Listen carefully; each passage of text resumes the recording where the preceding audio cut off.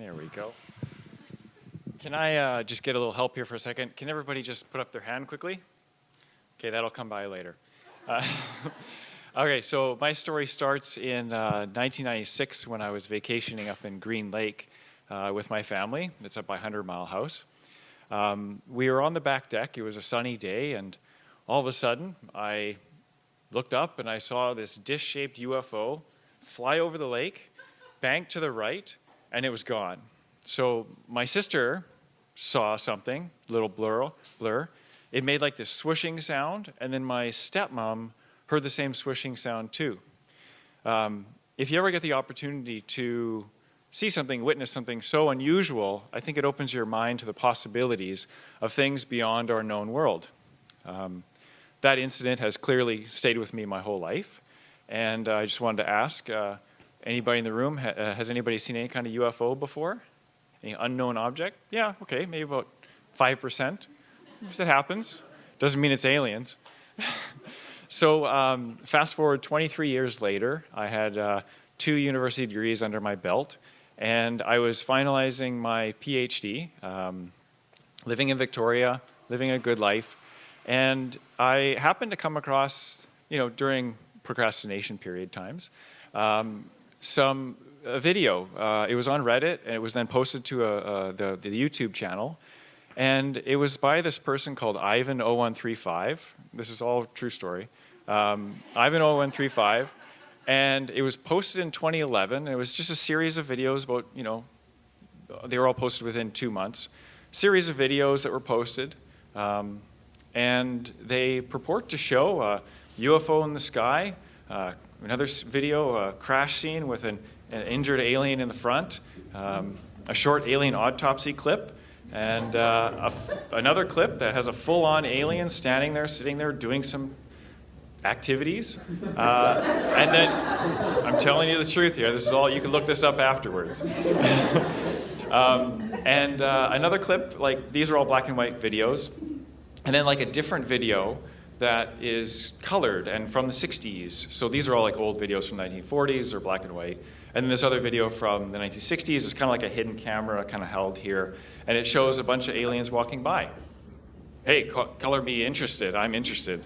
I like weird things, So I was really interested in this video, but I was in the finalizations of my PhD, and I made a conscious decision to put that away. Just don't come near me. I got other stuff I got to do. Something I want to say is, I define myself as kind of as a person of science. I like to see evidence. I'm very skeptical by nature. I probably don't believe anything people tell me until I can validate it. I'll take things at face value, but I really do look for evidence.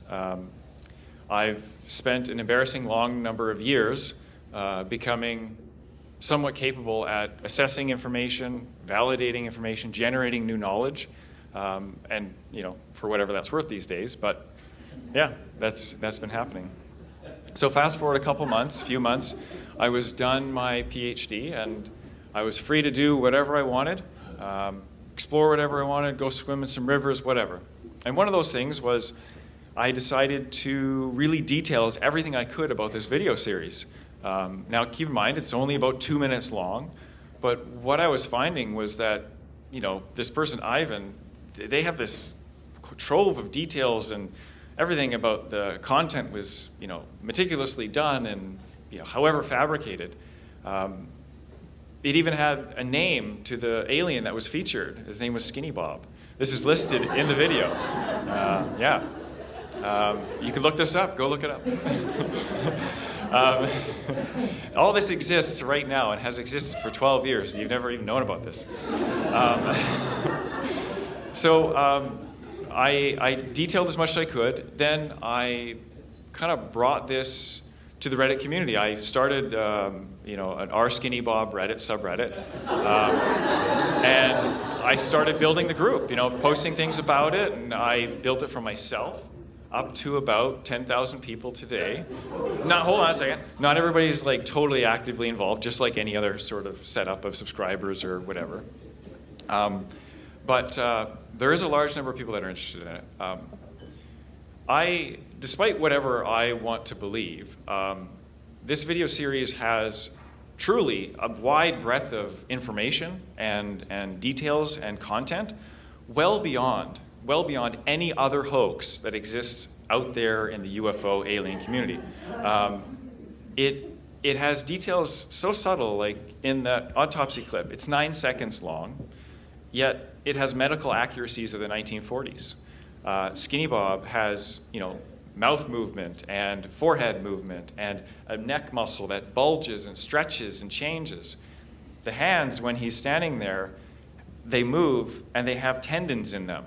For 2011, and this is part of the research that I've been doing, is like, in comparison to other things and other, movies or film, this stands out beyond anything that I've ever seen before. So obviously, clearly, it's very interesting. Yeah, it's very interesting, and kind of crazy. I'm totally understandable with that. One thing, but these are all kind of my perceptions of this. Like whatever, like this is what I believe. But what I found through my research and my, shepherding this community forward, with this investigation forward with all these people, is that people see things differently. They interpret things differently. We all have our own individual biases, what we're willing to believe. We have different visual acuities. My eyes see color slightly different. People can have the same response or different responses to the same event that may occur. I don't want to alienate anybody here, but like, you guys are such a smart crowd. People. There's a group of population that don't seem to see the gray in life. That's another one. It is hard to consider competing ideas at the same time.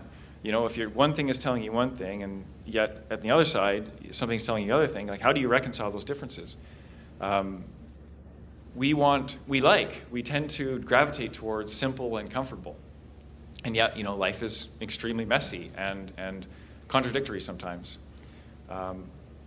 I don't tell too many people about this venture that I have on the side, but I have a few friends and family who I've talked to about, and I don't go espousing it in the streets and large groups of people without their consent.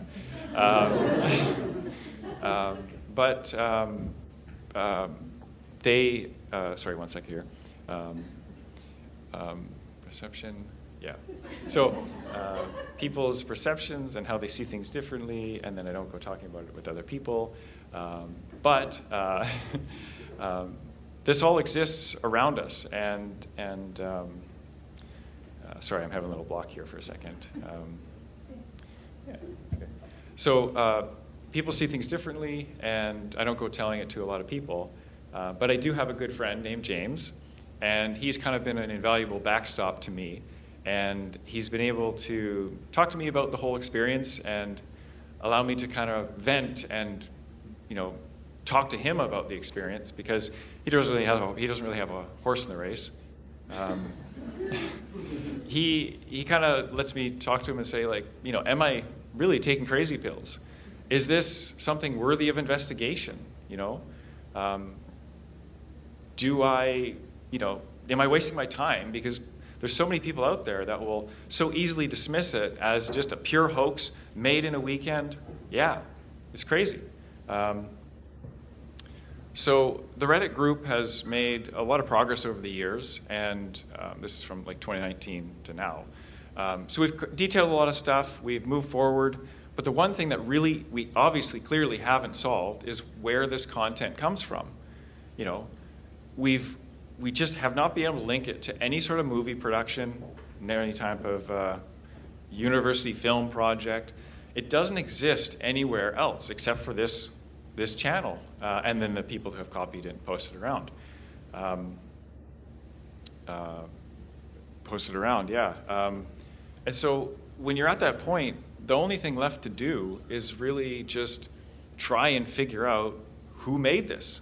Like, who posted this? It could have been a different person. Somebody could have made the whole film series, and somebody could have posted it, a completely different person. So, as long as I've been following this topic, people have talked about a reward.